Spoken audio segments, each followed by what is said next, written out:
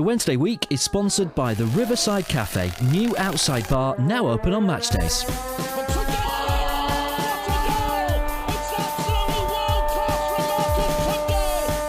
a chance here, a great save by Turner from McClare. A terrific goal by Sheridan. Brexman against Jones. Get in. You could have two goalkeepers in there that would have trouble saving that. Hello there, ladies and gentlemen, and a very warm welcome to the Wednesday Week, the Sheffield Wednesday podcast. I'm Lord Hillsmith, and with me on the line, first of all, we have Mr. Marriott. Jamesy, oh boy, how the hell are you?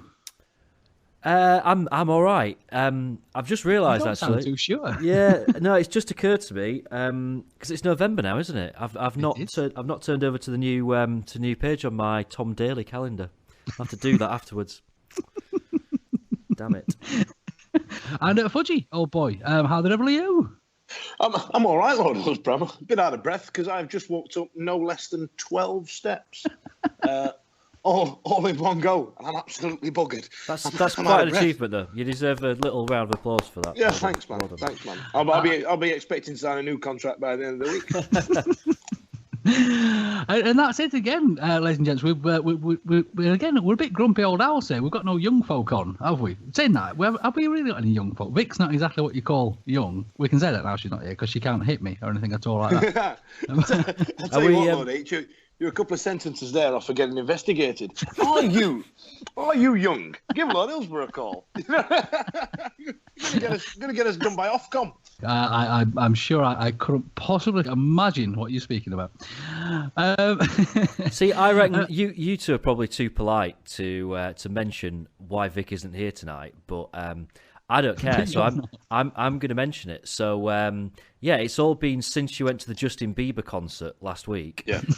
She's been quite poorly, and it's apparently immaculate conception. That's what's happened. One look at Justin Bieber, and she's now with child. Who'd have thought?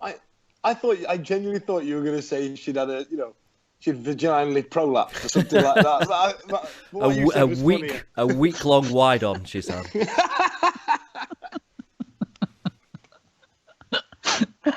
Oh, dear. Oh, that's it. We're going to have to put the E rating up on iTunes again. 1 week we're going to get away with not putting that rating up there.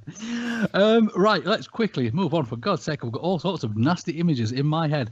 The Derby game, boys and girls. Personally, as we mentioned last week, I was a little bit worried about this one because Derby have been sort of purring in the background, doing really, really rubbish and just waiting to give someone a little bit of a scene to. But, to be fair, it wasn't really a scene to that the game was it? And before we move on, we really do have to speak about the incident, don't we? Which, it was clearly an ball, clear penalty, clear the chap should have been sent off. Why wasn't it, Jay? Why? I mean, there aren't really any words for it. You know, sometimes you get what seem to be fairly clear-cut penalties, and there'll still be one or two people that disagree. You know, I think Carlos hit the nail on the head when he talked about it afterwards and said, "Find me one person that doesn't think it was a penalty." It was as blatant as they get, and if you know, what was it, like 8-9 minutes, something like that? If that's given, they go down to. Was it something? Yeah, maybe even earlier than that. It was in the first 10 minutes anyway, wasn't it? You know, if that's given, they go down to 10 men. We have a penalty. You know, we've got a decent record from penalties of late. You would think that fairly decent chance we'll stick it in the back of the net. And it's a very different game of football, but he didn't give it. And whatever we might say about it, you know, you win some, you lose some. Maybe we were a little bit lucky to get the one at Huddersfield, and we didn't get the one at Derby. You know, it was a game-changing decision, I think, in a lot of ways, but doesn't take away from the fact that we then defended quite poorly for a couple of goals. Derby weren't fantastic, and I mean, they probably deserved to beat us due to the fact that we defended so poorly for those two goals. But I thought that we played pretty solidly. I don't think it was the shambolic performance that some people have been talking about. We played some decent stuff. We could easily got something out of the game. It was, I think you just sum it up as it wasn't our day. Is there a thing here that referees, and I've heard this bandied about a lot in a lot of different games, are referees now managing the expectation of football fans rather than managing the game. Because, yes, it would have been a completely different game if 6 or 7 minutes in, they've had a player sent off. But that doesn't mean you can just get away with anything in the first 10 minutes of the game, does it? That's just bang out of order. No, rules is rules. And that's it. Normally on these sort of decisions, on these sort of penalty things and all this sort of nonsense, I'm one of those people that says, these things even out over the season and we're just unlucky there, yada, yada. But that one was just bloody rubbish. It was blatant. Do you know what I mean? Well, nobody in the stadium was looking elsewhere when that ball hit that man's hand. Do you know what I mean? But, however, these things even themselves up at the end of the season, and thank God we didn't have video replay. Have you seen it when they do that? When literally a bloke walks up to the side of the pitch with the telly and goes, "Yeah, you want to have a look at that again, ref?" All right, yeah, no worries. It's a right bloody mess. But yeah, that's a big one. However, not the worst experience at Pride Park, because I think there was one where I think. It was December, late 90s. Pride Park had not been their ground for long, and we lost 3-0. It hailstoned it, and it was the worst experience of my life. And oh God, what are they going to do with that corner? Are they going to fill? It's cold. Are they going to fill that up or what? Have we ever won there at that stadium? Not that I know of. I think it's been 10 years since we won. So I'm assuming there must have been some kind of victory 10 years ago. I just remember seeing the stat. It's been 10 years since we took. No, it can't have been since we took something, because we drew on the opening day of the season once, didn't we? So I think it might have been 10 years since we've won there. We've just got such a bad record there. I don't think I'm going to go again just because we just do so badly. It's like pointless. And it's horrible. It's horrible. It's all bloody grey and black. Christ almighty. It looks like the place where, the devil himself plays football. Well, to be fair to Derby, and again, I'm going to stick my devil's advocate hat on. The keeper, Scott Carson, had a belting game, didn't he? He really, really did have a cracking game.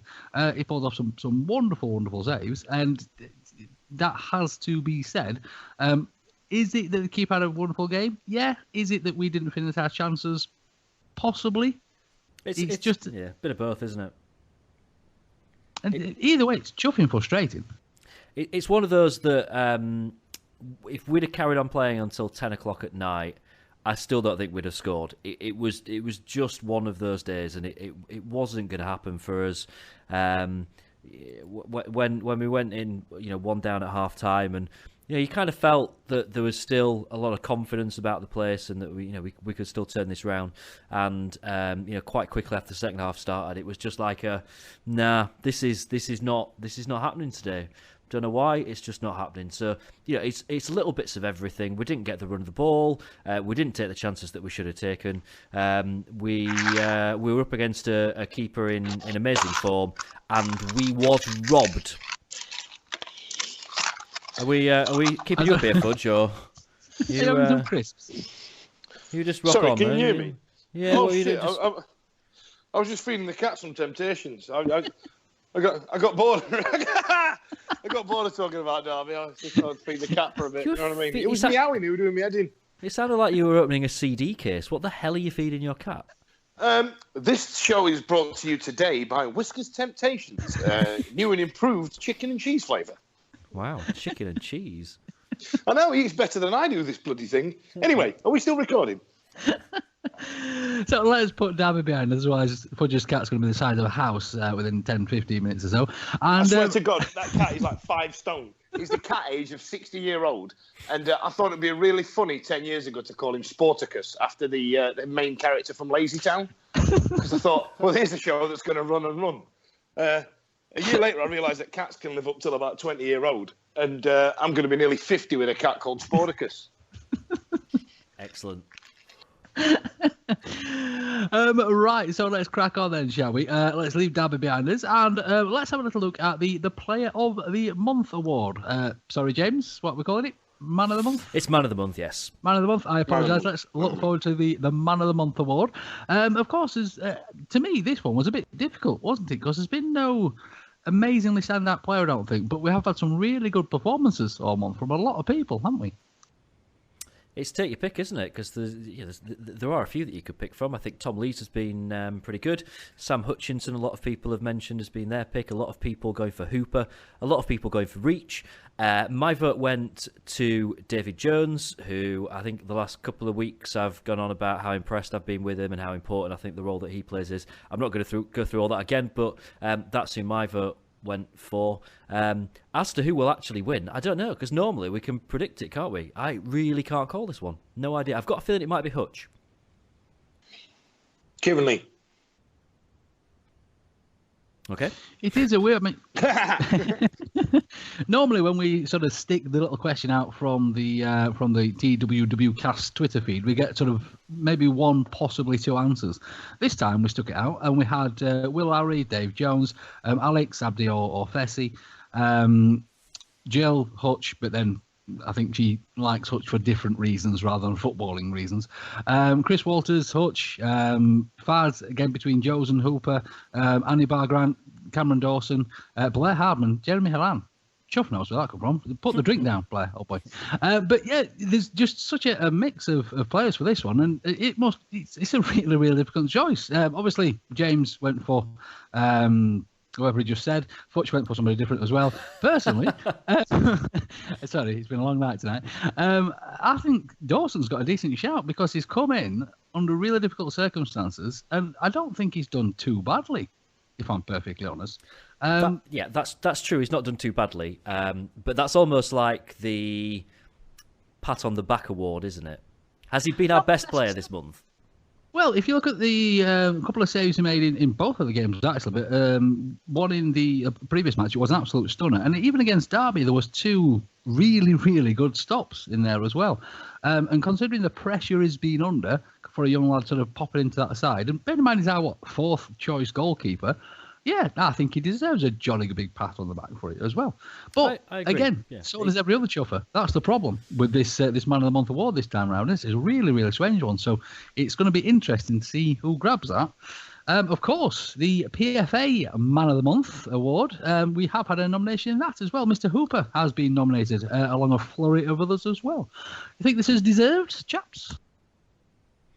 Well, it's weird because when the SWFC tweet came out asking for nominations for our Man of the Month, or Mottom as I prefer to call it, there were various names that went through my head. I've got to be honest, Hooper wasn't one of them, which is probably unfair actually, because he has played well this month and he's had quite an effect, but he didn't kind of spring to mind, and it's weird that he's the one that's got the nomination for this whatever it is it Football League, PFA, I don't know, whichever one it is. Yeah, I mean, I suppose you could argue that it is deserved because he has done a lot. You know, he's scored goals, he's had a really good effect on the team, he's worked really hard, he's kept Stephen Fletcher out of the team, which is no mean achievement. Yeah, fair play to him. I want to know how they decide though. Is it just based purely on stats? Do they actually have someone that goes to every game and they all get together and talk about it and decide on the 10 nominees or however many it is? Do they really? I don't think they do. I think they just look and go, Hooper scored a few and, he's ran a bit. Yeah, let's give him a nomination. They probably do it over Skype like we do. They probably they do, yeah. They've probably been talking to each other 5 years, never met. You know what I mean? I tell you what, actually, with Super Hooper and a Brown Money Cooper and a Pooper Scooper, I thought he was getting a bit of grief on Twitter. I noticed the last month about get rid of him, bloody rubbish, and then all of a sudden he's kind of stuck it up everybody's backside as if to say, go on then, yeah, booming out, and now all of a sudden he's got himself a bit of an accolade. I say, a bit of a props, a bit of a kudos. You know what I mean? Yeah, he's not won it yet, but he will. And I think fair play to him, fair play. And I kind of want to tap into that. I mean, why did some of the fans, or a good chunk of the fans, start to turn on Super Gary? It's a strange one with Mr. Hooper, isn't it? Looking back at the actual performance for this month, he scored against Brighton and he scored against QPR, didn't he? Of course, he's shown us some wonderful face control when it comes to scoring goals as well. But one of the main games he got plaudits for this month was the Huddersfield match, if I remember rightly, because he really worked hard in that game. Really, really, really hard. And maybe that's not something we've seen much of him for. Carlos, after that game, sort of mentioned the strikers and the off-the-ball play more than the actual when they've got the ball at the feet. And maybe that's the side of his game that really has come on. And again, maybe it's not something that a lot of Wednesday fans have noticed, because he's running a bit more than he used to. Well, you say that, but for me, when I've seen Gary Hooper play, his off-the-ball play is what impresses me the most, because I think he's excellent at, even when he was fat and overweight back when we first signed him, the way he... I don't even know if he knows he does it. The way he drifts away from players and pulls defenders out of position, I think he's absolutely excellent at. The way he finds those little yards, just like those sniffer strikers like Van Nistelrooy used to, or Hernandez, or Gary Lineker. You know what I mean? Those areas where you think, Christ, they're really good at finding that's where the ball was going to go. And the way he creates space for other players as well, I think he's always been great at. I mean, the actual finishing of the ball and sticking the ball in the back of the net, he's obviously got some talent in that as well. But for me, the thing that sticks out from him is that subconscious movement that he's got. Is it subconscious? Because this is always the thing with strikers. And a lot of people, obviously, we've spoke about until the cows come about Nuhu and what he does off the ball and bits and bobs like that as well. It is clearly something that they work on. It can't be something that just appears. One of the sort of things that really winds me up when I'm listening to football or watching football on the telly, and they'll say, oh, he was in the right place at the right time. No, he wasn't in the right chuffing place at the right chuffing time. That's his job, to be in that place when the ball gets there. all right, Lottie. Well, it's right and proper. It's like saying to a journalist, oh, well, guess what? You were at the football match. Right place, right time. No, it's a chuffing job to be there. So that's where you're going to be. And it's exactly the same with strikers. They are very, very good at being where they're supposed to be. How do you feel about the phrase "in and around," Lord H? Oh, don't get me started. Don't get me started. Is that a red rag you're waving at me? Oh, boy. For me, it's half expect. How do you half expect something? You don't know, you either expect it or you don't. You know what I mean? It's like the Spanish Inquisition. You don't half expect the Spanish Inquisition. What are we on about? Are we still recording? But there was a bit of a chat with Liam Palmer in the Star as well this week about Hooper in training. And Palmer says if you just give him half a yard, he's done you and he's away. And apparently, as Palmer says, he's fantastic in the box, as you've just been describing there, Fudge. But obviously, we don't see a lot of that because chances are so few and far between. The Championship is such a good league defensively at the moment. And maybe it is those little qualities that are starting to poking out. And I mean, don't get me wrong, I was one of Hooper's biggest critics when he first came. But even I'm starting to turn around on the fella. So, fair play to him. And of course, whilst ever there's a Wednesday player nominated for anything at all, I'm sure the Wednesday fans will get behind him and tweet if it's on Twitter, as long as an Arsenal player not nominated for the same award, I'm pretty sure we'll win that. No, Joe, I think we got done by the Middlesbrough one last year for the Player of the Month, Player of the Season, didn't we?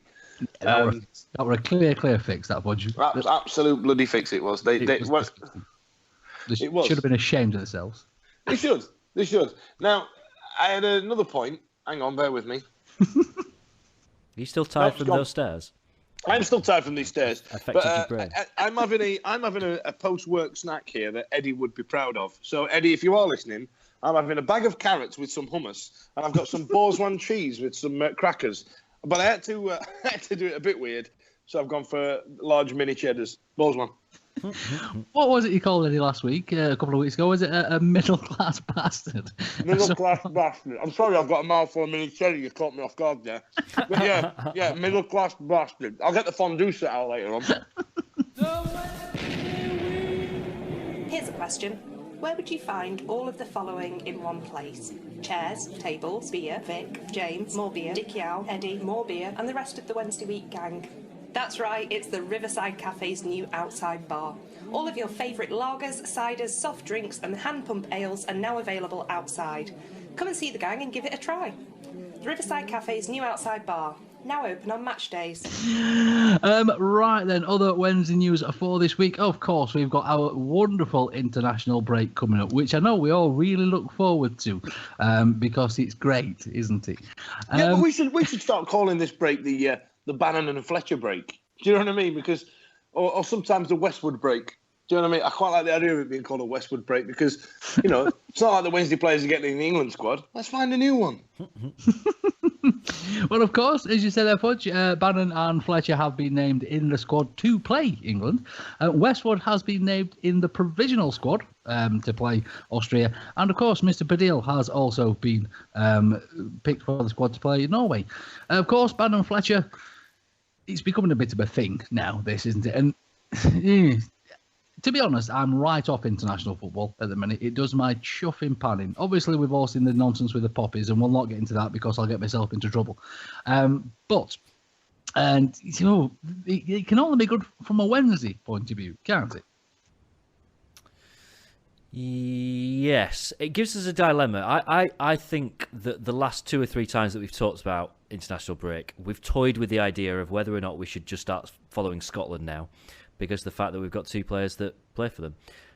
This is probably not the best international break to be considering this, but the thought is still going through my head due to the fact that I don't really give a toss about it.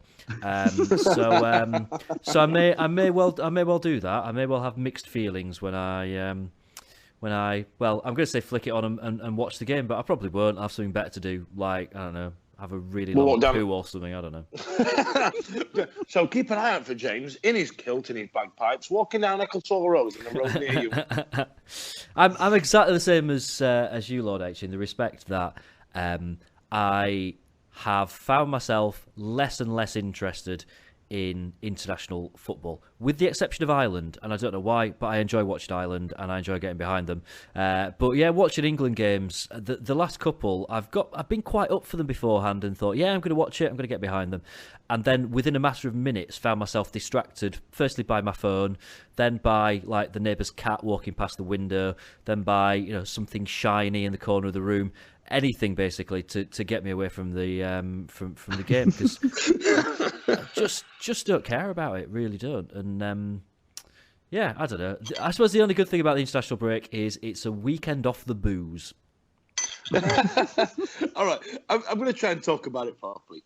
I'm going to struggle because I kind of share James's feelings about that. Since the Euros, since I went out there and witnessed, I got, Russians running at me with hammers. And I kind of wanted to say, well, we know, we're all quite different fans. We've just come for a day out. You know what I mean? What are you running at us for? But I found myself over the last few years rapidly declining into not being an international football fan, not being an England fan. You know what I mean? I find it tiresome. I find it boring. I'm bored of the captain's notes in the paper a couple of days before about, come on, we've got to get behind the lads and 3 Lions this and get in the sea that. No, Christ, it's painful. Now, with a few of the Wednesday players in there, I think that's great. I think it really it takes us back to the heady days back when Andy Inchcliffe used to get picked at fullback before bloody Ashley Cole came along and revolutionised the entire position. But, before that, Andy Inchcliffe, yeah, go team. But my concern with it is that now we've spoke about this in depth a lot of times before on the show, is that Carlos looks forward to the international break because he works the players and plays at such a high intensity. He looks forward to the international breaks to give the player a break. And now we've got 2 of our better players still playing competitive, some could argue higher level football in a time when they should be having a bit of a rest, when everybody else around them's having a rest. Does anybody else see that as a bit of a concern? Yes, and that was a proper point from Dan Fudge, by the way. Did anybody hear that? Hang on to your hats, ladies and gents. Chuff a duck. Well, I think Carlos may well share your concerns because after the last international break, Bannon had a little bit of a rest. He didn't seem too pleased when he came off as a substitute, having a little rest, did he? Because I think it might have caused some friction. Yeah, I think Carlos does share your concern. The other big one in this international break, if you like, obviously we've all seen the Kieran Westwood in, out, is he, isn't he? the provisional squad, and Chuff knows why it's a provisional squad and not just a squad, that Mr. O'Neill has chosen for Ireland includes 5 goalkeepers in this one. 5 chuffing keepers. Do you think he's just taking the mickey? Now, there's only 4 strikers been picked and 5 goalkeepers. It's Ireland, though, isn't it? I mean, there'll only be 3 of them sober on the day.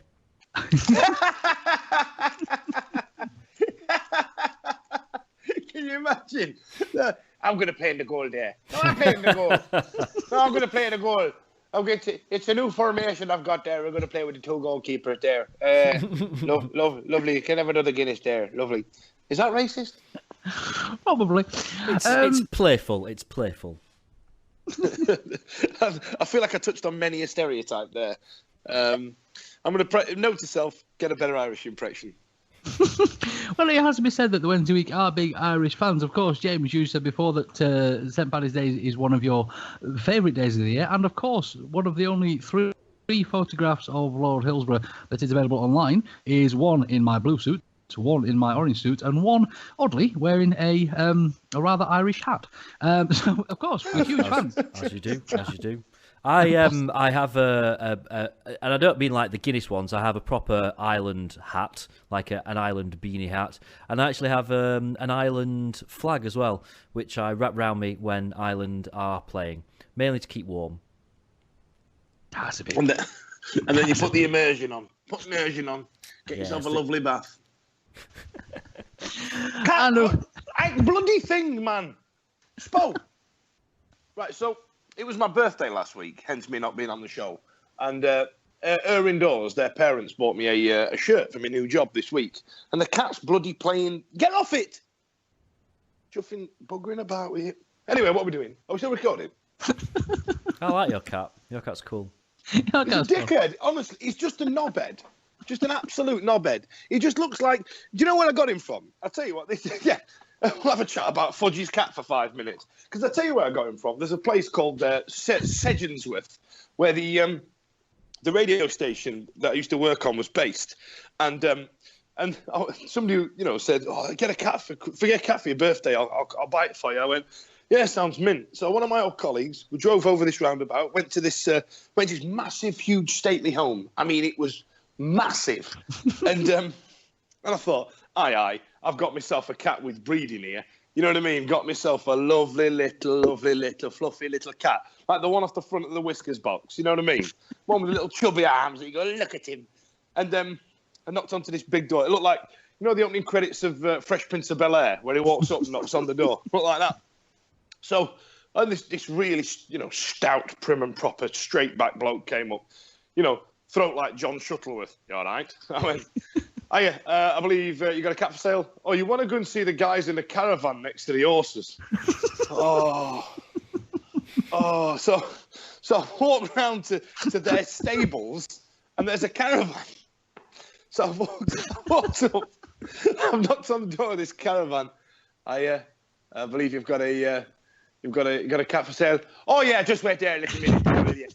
So they've put the slippers on. They've walked me into the stables. Now in the stables was those beautiful little grey cats, like the ones on the front of the Whiskers box. You know what I mean? All just missing. I went, "Oh, can I get one of them?" They went, "No, they're all sold. They are. I'm going to get £50 a piece for them.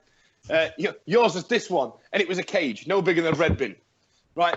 And what they'd done, they put in a scoop of straw into the bottom of the cage for the cat to piss on, and and one of the Irish family's young girl that was that used to play with him every day had put in this doll, and the cat had absolutely ripped it apart. It looked like that one from bloody Toy Story, the one that hides under the bed, one of Sid's toys. Like a right bloody mess. And the inside was this black furball spinning around like the Tasmanian devil. And she went, "There's your cat." And then to open the cage, she put on the biggest bloody oven gloves you've ever seen.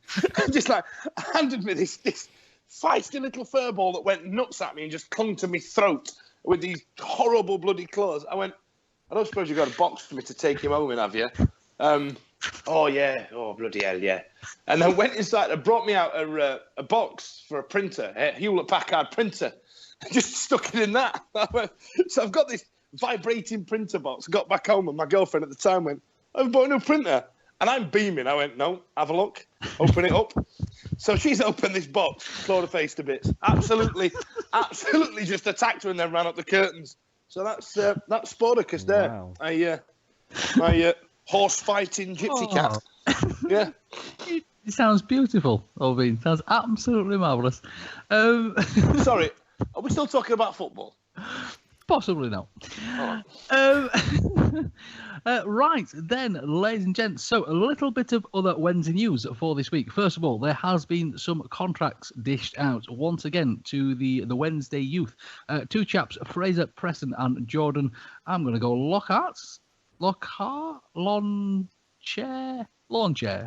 Lonsdale. Thank you. Yes, so these two chaps have won themselves contracts. Obviously, it's not an easy thing these days to come through a youth team and be offered a contract from a club. So first things first, jolly well done, chaps, because that's fantastic. Yeah.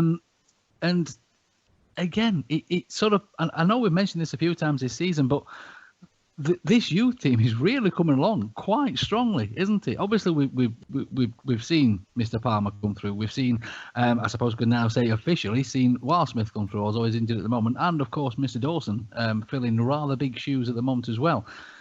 This is brilliant, isn't it? I mean, there's two ways this can go. A, these chaps are going to fit in lovely into our beautiful up-and-coming team, ready for when we hit the Premiership. B, we can make a chuff load of money out of them, if not, can't we? Yeah. It's a good way of looking at it, isn't it? Yeah. Although, to be fair, you know when these things happen, I'm sorry, I'm just chewing on a carrot, bear with me.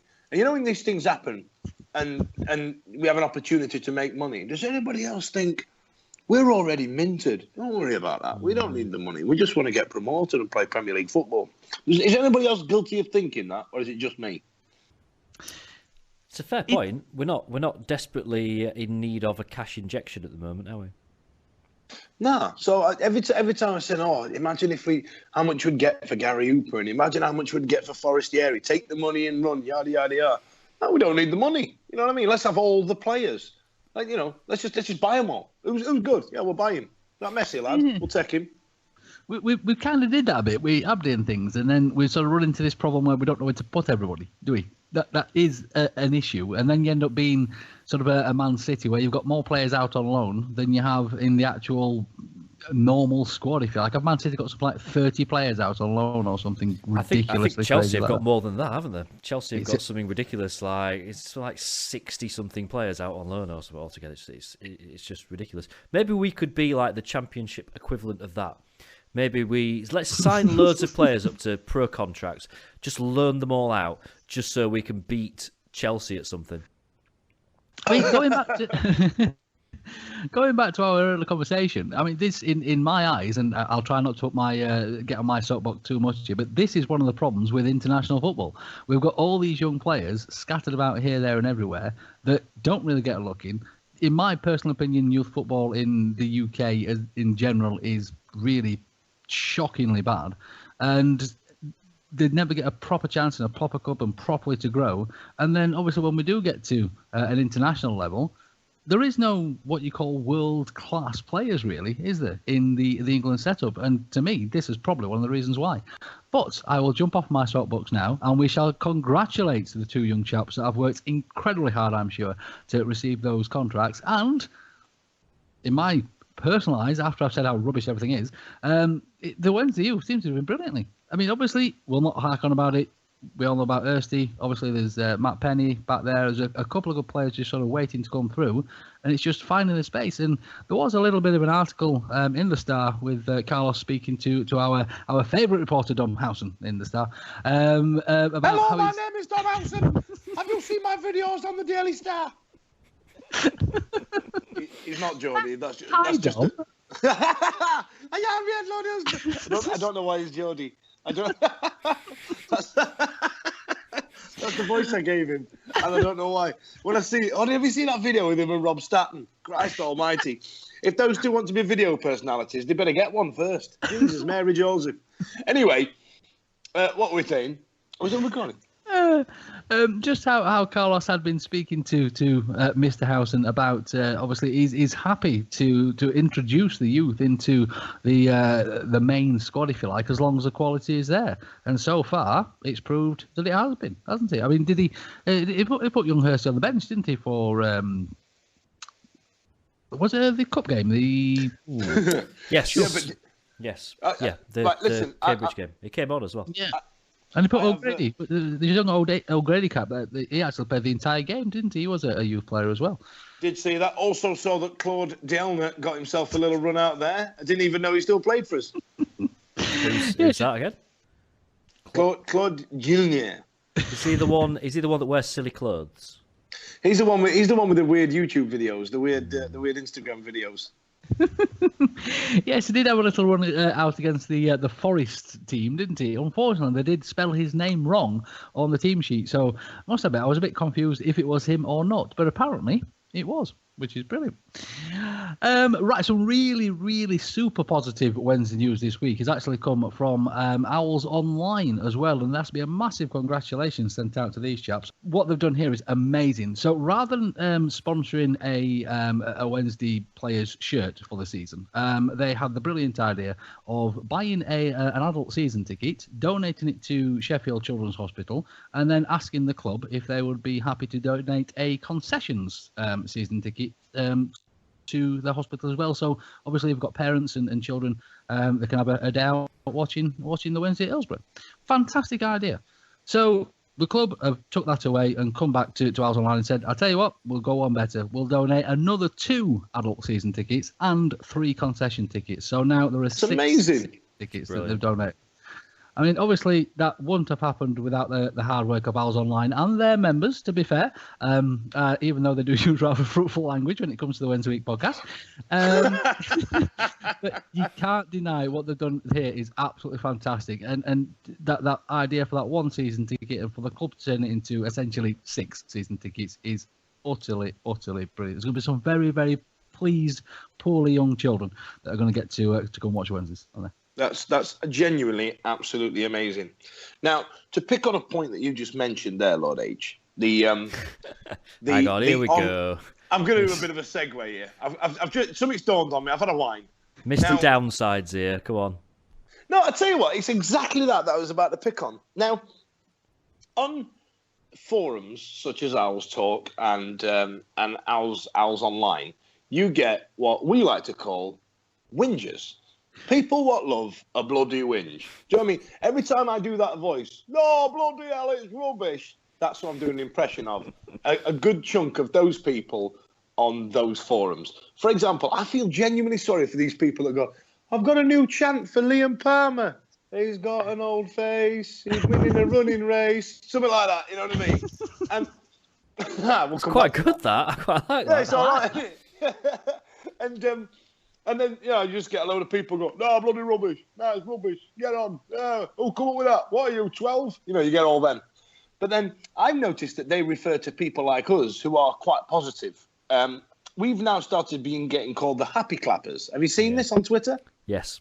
Absolutely. This is a thing. Bloody happy clappers. Now, why is it a negative thing that I would like to remain positive? Do you know what I mean? Like, for example, I do believe that there are a good chunk of Sheffield Wednesday fans that just like to bloody whinge because they've been there. We've seen it since bloody 60s. It's bloody rubbish. Every year they'll just bloody bugger it up like they did before.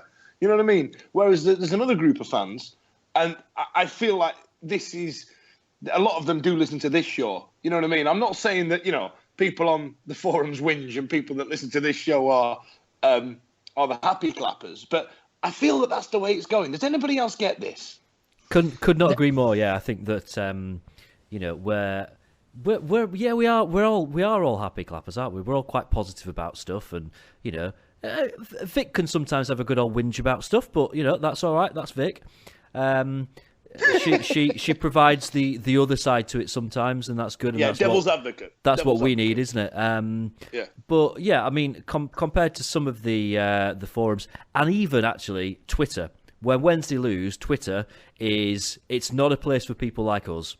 We have to take ourselves off for a good 24 hours because it is taken over by the woe is us, the end is nigh, doom brigade, and it's a load of shit. There we go. Because I see people get maligned, for writing something like, listen, we've lost one game and the club is in a hell of a better state than what it was only 18 months ago. Do you know what I mean? A year and a half. We were on our ass. I mean, how long was it when we were getting wound up by the HMRC? Do you know what I mean? And people get maligned for writing stuff like, listen, it's one game. We'll move on. There was some positives to take. We got done by a crap decision.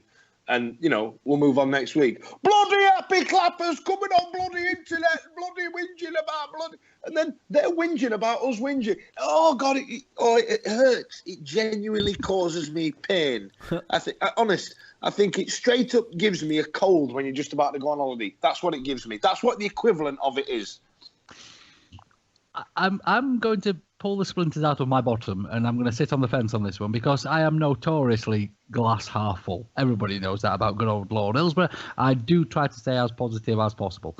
It is difficult sometimes to do that, but I do understand that obviously when we speak on this podcast, sometimes we do agree a little bit too much.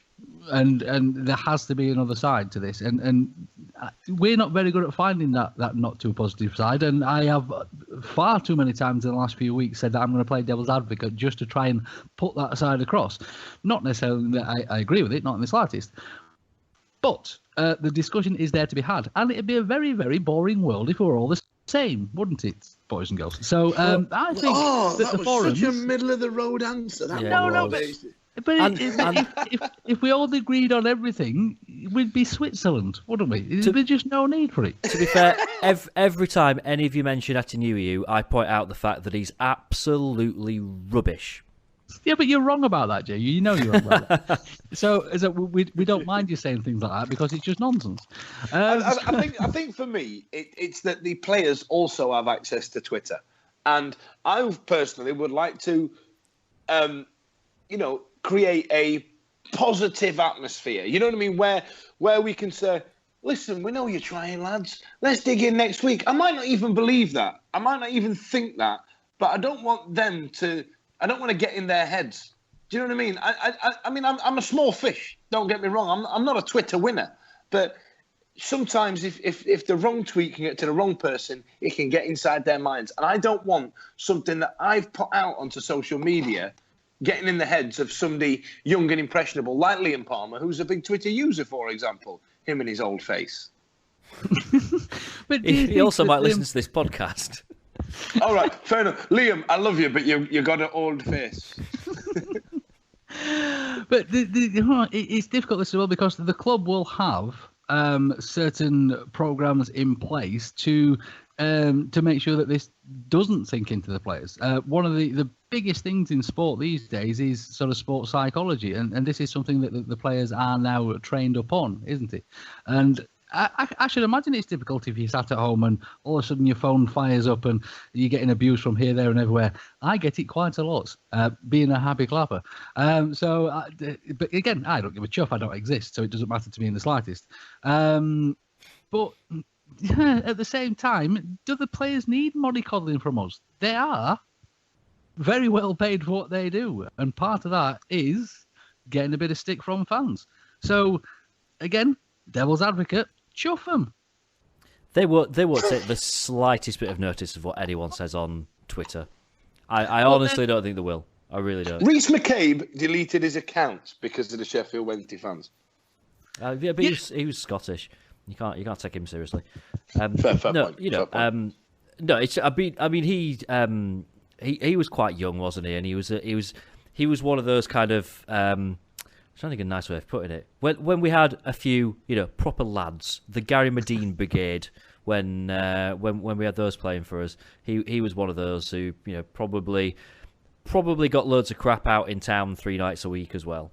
I think the players that we've got now are fairly experienced at this level. I think they've all been getting the right training that they need from managing the off the pitch side of football. and I think they've probably got quite broad shoulders, and will take a bit of stick when they need to, and not take it too seriously.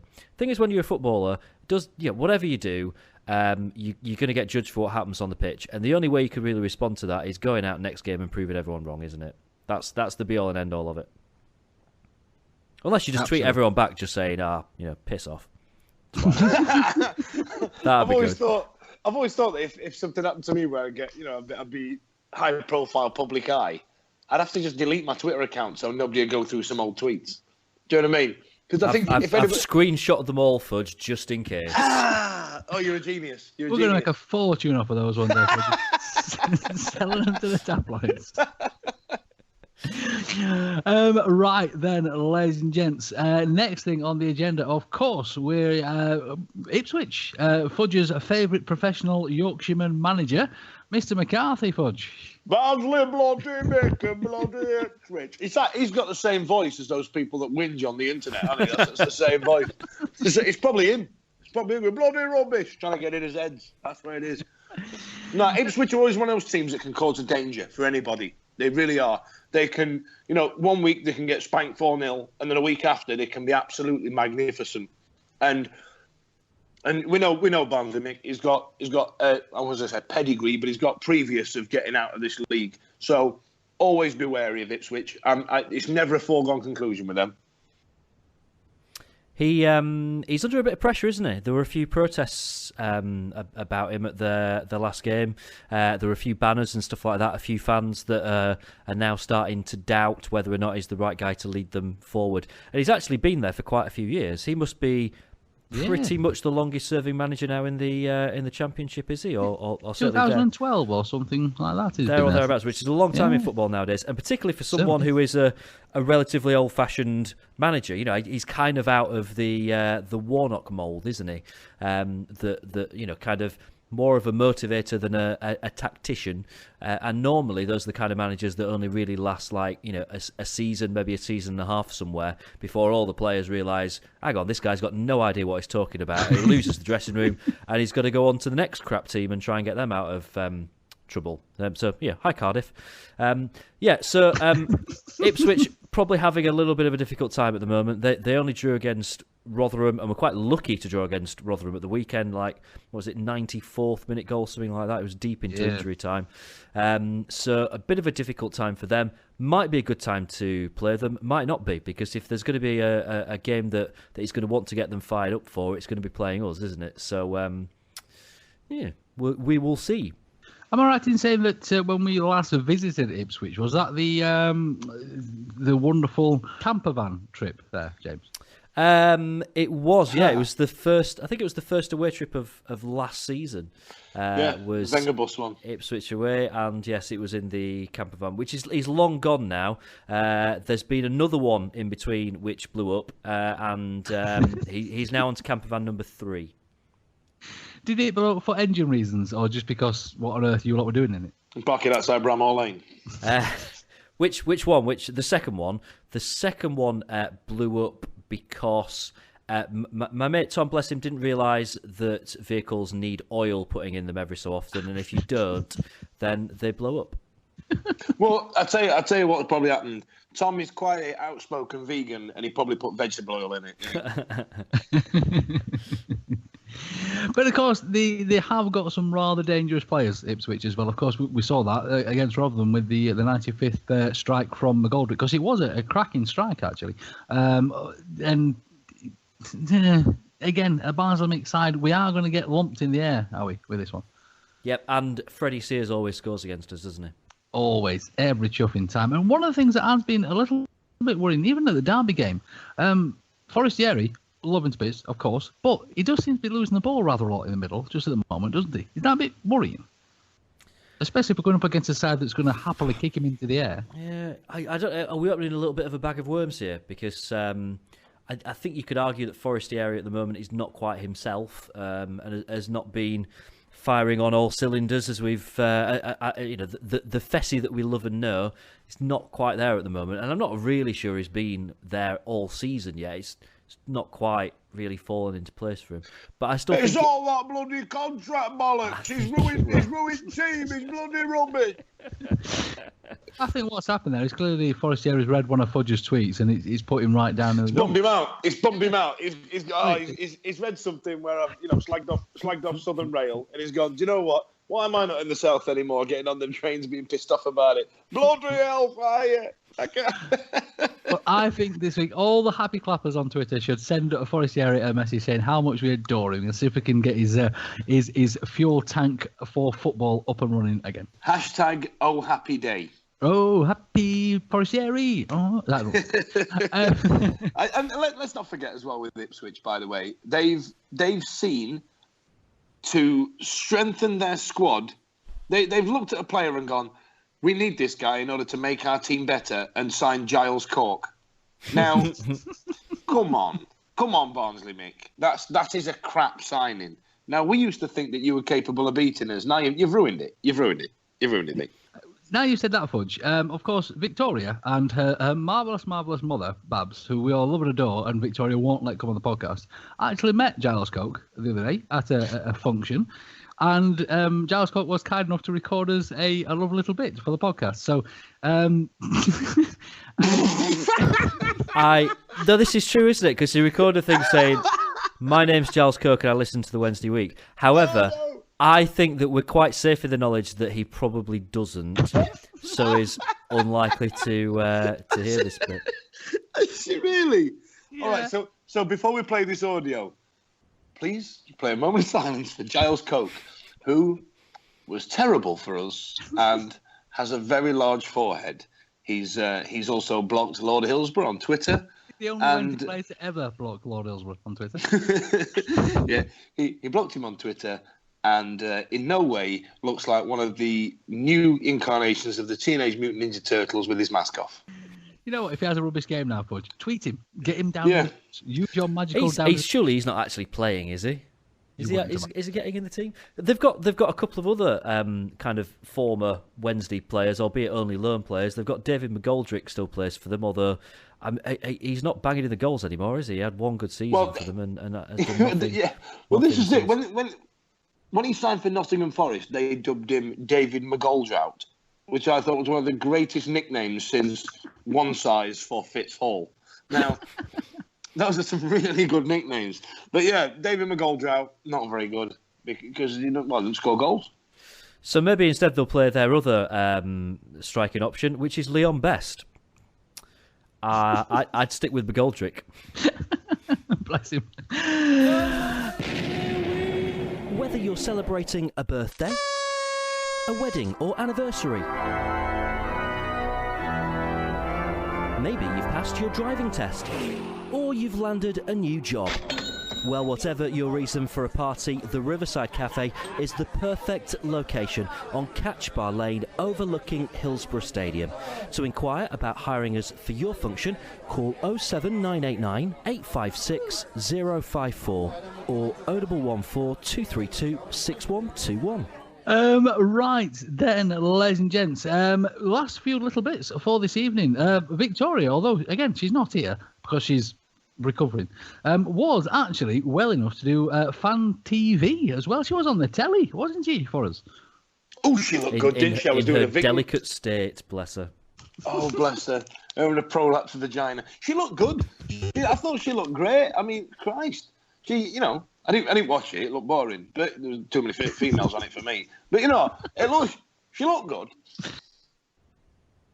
I thought Victoria was marvellous. She put up some wonderful, wonderful points. And if you look very closely, ladies and gents, you'll see Vic's muff in the background as well. Yeah, I noticed that, yeah. And if you have a little look, you'll see Victoria's secret podcasting studio. There's all sorts of little bits and bobs on the shelves behind Victoria. Quite a lot of Wednesday bits and bobs, quite a lot of Sheffield in general bits and bobs. I'm not sure if the fish tank was still there as well. Didn't those fish pass over? I do hope they're not still in the tank. I can just imagine Vic there going in to feed them every night. There you are, fishes. Here's another cracker. Come one day you'll eat it. Well, just these dead corpses floating on the top of the water, like, you know what I mean? Vic's fish are the equivalent of Norman Bates's mum in Psycho. They've probably got lipstick on if you get close enough.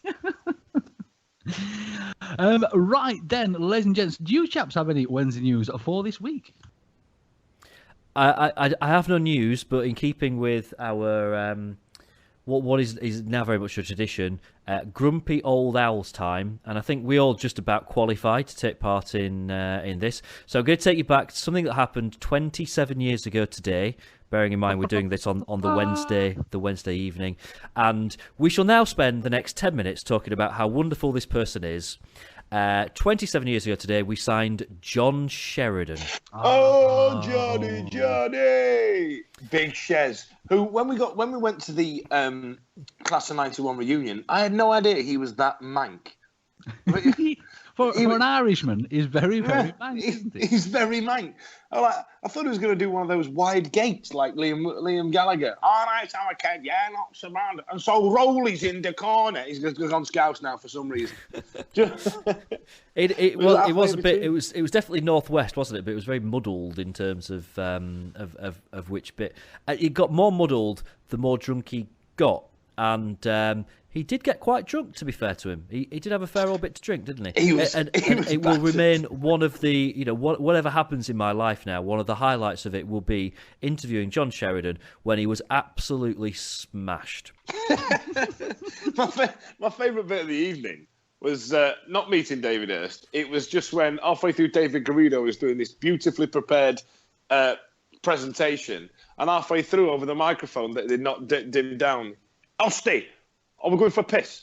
And then he just got up and went to the back of the room through everybody and just squirted one out and then came back. I don't know why, but I thought that would mint. No, it's got to be said, Shez was one of the greatest midfielders certainly I've ever seen play for the club. It's been said, even Urstia said, if he just had a little bit more pace, he'd have been a world beater, wouldn't he, Shed? He really, really would have been. Well, I mean, he wasn't far off, was he? He was a world-class player. And some of the goals that he scored, I always remember that free kick against, was it Luton, where he absolutely flicked the ball up and volleyed it from 20 odd yards or whatever it was.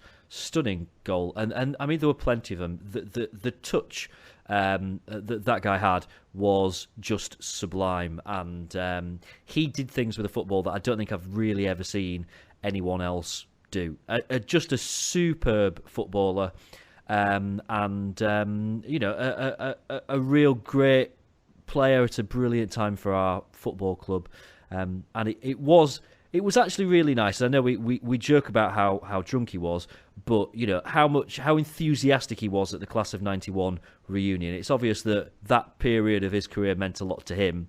It was a big deal, and he was the one that was proper kicking off about the other players that hadn't made it on the night and stuff, because he obviously really, really cared about that team and that group of players. He was genuinely angry that a few players had not turned out, and I remember that, and you could tell during that evening he had so much to say on the subject. You couldn't shut him up. You know what I mean? He genuinely just wanted to really talk about it, and I think the message that he got out from that entire thing, in terms of most of his anecdotes about it, were how the team spirit in and around the club at that time. You know what I mean? And then he did say something like, even Rowley was there, probably doing press-ups in the corner, which I thought was a great little insight into how it was all going. You know what I mean? And then he put Roland Nilsson on this pedestal of being this super fit foreigner that had come into our game.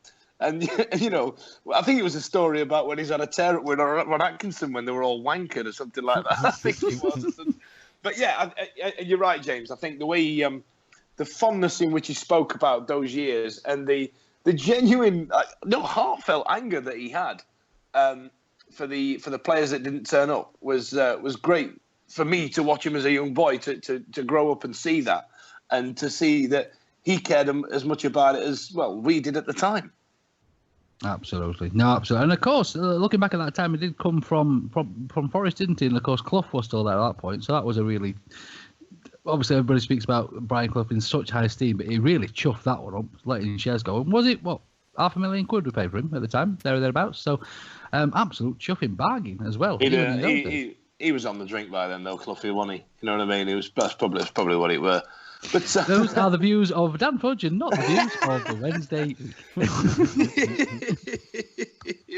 John Sheridan was the first player I'd ever seen with his collar arrogantly turned up, like Eric Cantona is famous for. Yeah, he was the first player I'd ever seen do that. And if you look at the squad photo from, I think it's only released on Twitter actually today, Ryan Jones is in there, O'Neill Donaldson, and Shez is there. And he's on his way out at this point with his collar flicked up, like not a care in the world.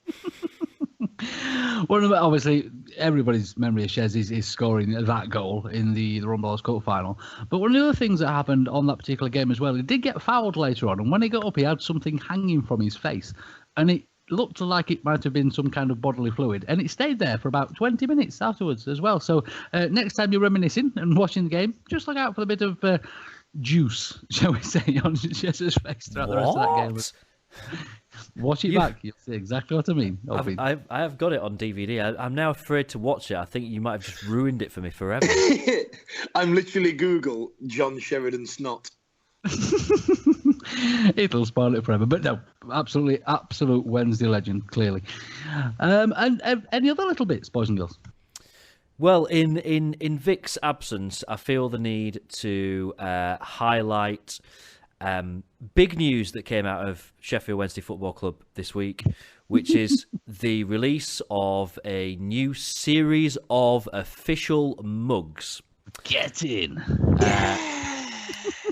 Now, we're not short of space in the Al Superstore at the moment. It's fairly empty in there.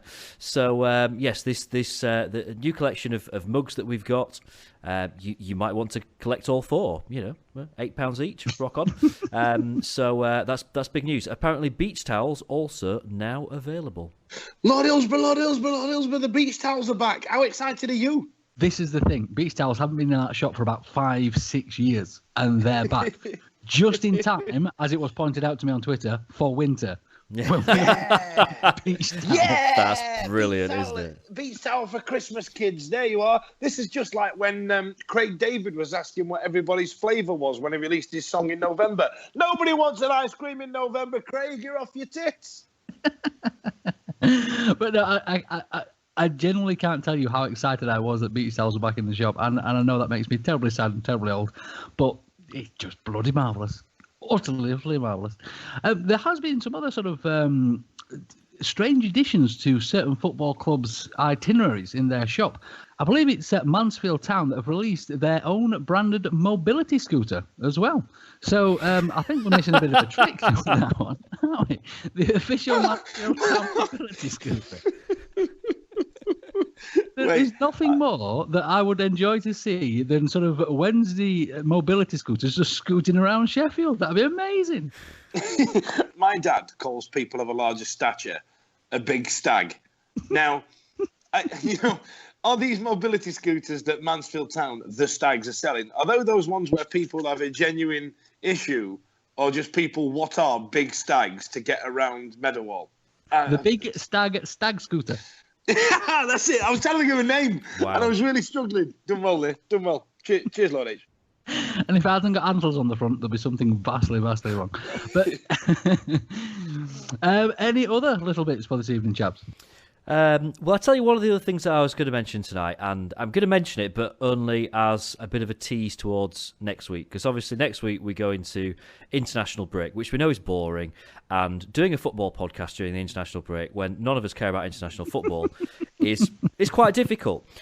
So I saw a tweet from, I think it was Coral, one of the betting websites earlier, and a few Wednesday fans replied to it, and I was going to raise it tonight and get your guys' thoughts. But what I'm going to do is give everyone a week to have a think about this, and if we tweet it as well, and maybe try and get a few of you guys tweeting us with your ideas. So they put out a tweet saying, reply to this with a goal that you celebrated so hard that it could be classed as a near-death experience. And we've all had those, kind of like random stranger hugs where you end up 3 rows in front and all that kind of stuff. So I thought, give us a bit of time to all have a bit of a think about it and get a few ideas together, and maybe something we could talk about next week. Absolutely. That's it. You've got your homework, boys and girls. Get yourself off, and remember when you got those bruises from when they scored that goal. I'm quite looking forward to that, actually, Jay. Cracking idea. Thank you, Obi. Right then, Jay. So if people do want to find out where we're sending these tweets from, where can people find you over there on the Twitterage, boy? You can get me at James Marriott, and I mean, we've gone through a bit of Wednesday news this week, but this really is the single biggest bit of Sheffield Wednesday news. Anyone that knows me and my friends will know this is big stuff. That I understand that the Riverside Cafe are now stocking Belgian Blue for the 2016 festive period.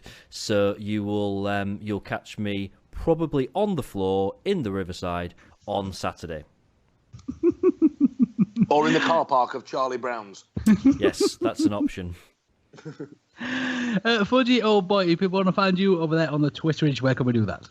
You will find me on Twitter at Dan Fudge, and you'll also probably find me in front of a TV or at the stadium, at the Silver Lake Stadium in Eastleigh, watching Raider Johnson's Eastleigh FC. They get uppity about that. Sorry about that. Eastleigh are on telly on Friday night if you want to see Big Raider smashing them about against Swindon. Absolutely. Oh, boy. Of course, if you'd like to get hold of me over there on the podcast, you can do that at Lord Hates. That's L0RD_H. You can get hold of the podcast itself at TWWcast. And, of course, do tweet your tweets of your memorable goal moments over to at TWWcast as well. Of course, we're on the YouTubes, we're on the Facebooks, we're on everywhere else as well. So please do give us a follow, give us a like. And if you are on iTunes, ladies and gents, I cannot stress enough how important it is that you click that subscribe button, and then you get the podcast fresh every single week. And it'd be marvellous if you could leave us a 5-star review. We will be very, very, very, very grateful as well. I'm not leaving that bloody rubbish a 5-star bloody review, bloody rubbish, bloody happy clappers. It's been a pleasure as always, ladies and gents. Thank you so much for joining us. Be good, be safe, and we shall see you real soon.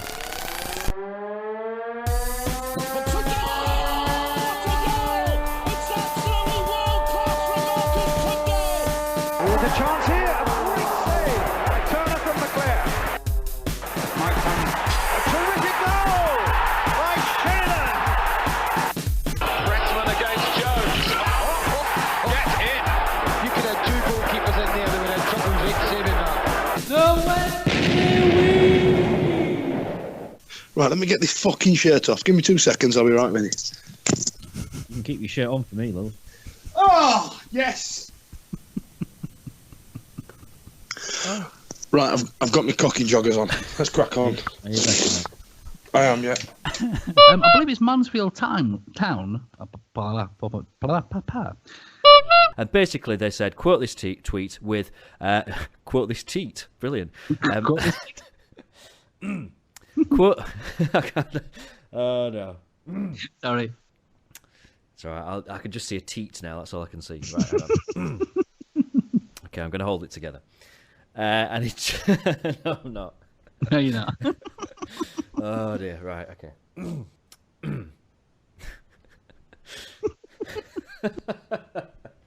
Oh, dear. It's all right. Ooh, right.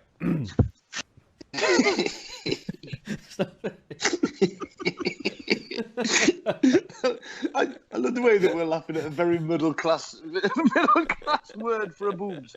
You know what I mean? We're not laughing at somebody dropping an F-bomb for no reason. We're laughing at teat. Oh my word. It's the most civilized outtake we've ever had, isn't it? Right. And they tweeted saying, quote this. You have to change that.